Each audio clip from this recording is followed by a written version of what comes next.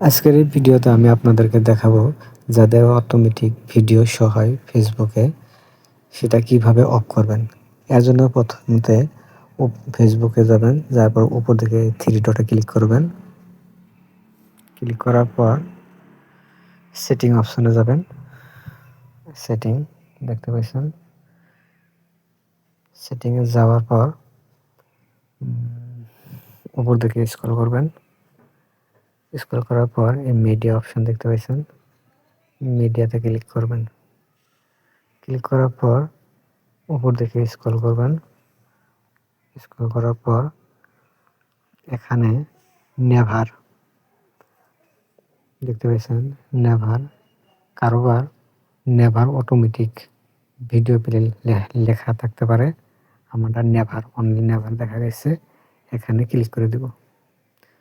এখানে ক্লিক করে দিলে আপনার ভিডিও অটোমেটিক আর শো হবে না। আমি দেখাতেছি, ব্যাক করে নিচ্ছি। দেখতে পাচ্ছেন অটোমেটিক আর ভিডিও শো হবে না ফেসবুকে। ভিডিওটা কেমন লাগলো লাইক আর কমেন্ট করে জানাবেন। নিত্য নতুন ভিডিও পাওয়ার জন্য চ্যানেলটা সাবস্ক্রাইব করে দেবেন। ধন্যবাদ।